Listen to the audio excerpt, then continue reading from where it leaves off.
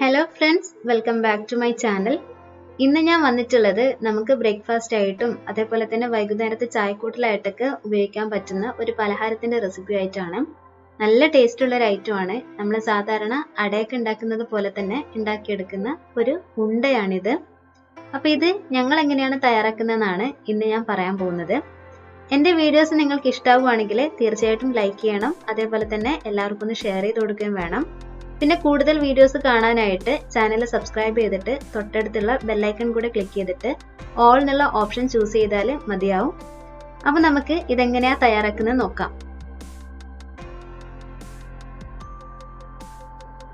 ആദ്യം ഇതിന്റെ ഫില്ലിംഗ് തയ്യാറാക്കണം. അതിനൊരു ചീനച്ചട്ടി അടുപ്പത്ത് വെച്ചിട്ട് അത് ചൂടായി വരുന്ന സമയത്ത് അതിലോട്ടേക്ക് ഒരു 2 ടേബിൾ സ്പൂണോളം ഓയിൽ ഒഴിച്ചു കൊടുക്കുക. വെളിച്ചെണ്ണ ആയാലും കൂടുതൽ ടേസ്റ്റ് ഉണ്ടാവും. ഇനി അതിലേക്ക് ഒരു 2 ടീസ്പൂൺ കടുകാണ് ചേർത്ത് കൊടുക്കുന്നത്.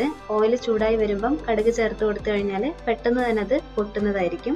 അതല്ലെങ്കിൽ കുറച്ച് സമയം എടുക്കും.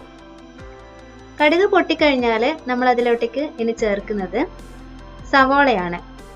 ചെറുതായിട്ട് അരിഞ്ഞു വെച്ചിരിക്കുന്ന ഒരു സവാളയാണ് ഇനി അതിലോട്ടേക്ക് ചേർത്ത് കൊടുക്കാൻ വേണ്ടിയിട്ട് പോകുന്നത്.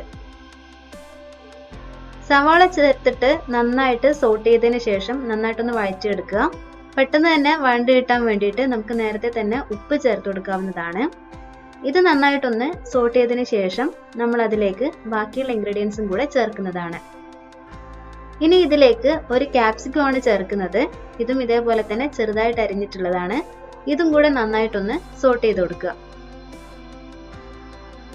ശേഷം ഇതിലോട്ടേക്ക് ചേർക്കുന്നത് പച്ചമുളകും ഇഞ്ചിയും വെളുത്തുള്ളിയും കൂടെ ചേർത്തിട്ടുള്ള ഒരു പേസ്റ്റ് ആണ്. 4 പച്ചമുളകാണ് എടുത്തിട്ടുള്ളത്. നിങ്ങളുടെ എരിവിനനുസരിച്ചിട്ട് എടുക്കാവുന്നതാണ്. ഇനി ഇതിലേക്ക് കറിവേപ്പില ചേർത്ത് കൊടുക്കുക. അതിന്റെ കൂടെ തന്നെ മല്ലിയിലയും കൂടെ ചേർത്ത് കൊടുക്കുന്നുണ്ട്. ഇത് നിങ്ങൾക്ക് ആവശ്യമുണ്ടെങ്കിൽ മാത്രം ചേർത്താൽ മതി. എല്ലാവർക്കും ടേസ്റ്റ് ഇഷ്ടമാവണമെന്നില്ല. ഇത് നന്നായിട്ടൊന്ന് വഴറ്റിയെടുക്കുക. ശേഷം ഇതിലേക്ക് ഒരു 1/2 ടീസ്പൂൺ മഞ്ഞൾപ്പൊടി ചേർത്ത് കൊടുക്കുന്നുണ്ട്. അതിന്റെ കൂടെ ഒരു 1/2 ടീസ്പൂൺ ഗരം മസാലയും കൂടെ ചേർത്ത് കൊടുക്കുന്നുണ്ട്. ഇതെല്ലാം കൂടെ പച്ചമണം മാറുന്നത് വരെ നന്നായിട്ടൊന്ന് വഴറ്റിയെടുക്കുക. അതിനുശേഷം ഇതിലോട്ടേക്ക് ഒരു 4 ഉരുളക്കിഴങ്ങ് വേവിച്ചതാണ് ചേർക്കുന്നത്. ഉപ്പിട്ടിട്ടാണ് വേവിച്ചിട്ടുണ്ടായിരുന്നത്.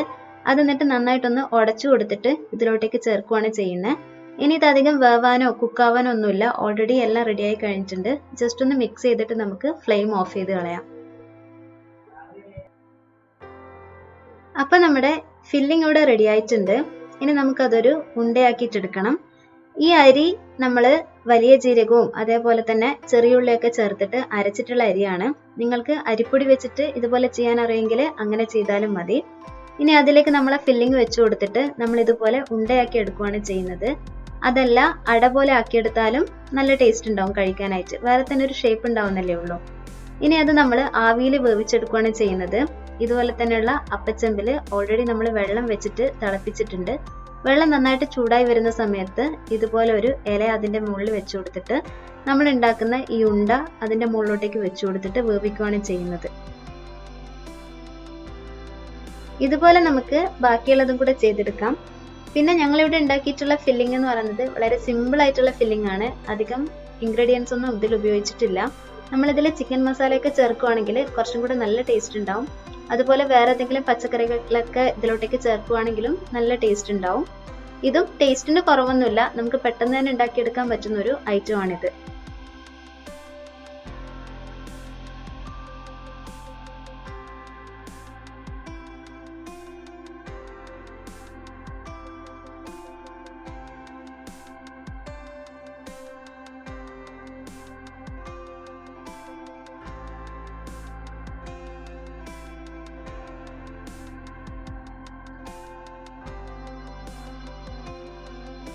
ഏകദേശം ഒരു 10 മിനിറ്റ് ഒക്കെ എടുത്തിട്ട് നമ്മുടെ ഉണ്ട ഇവിടെ റെഡി ആയിട്ടുണ്ട്.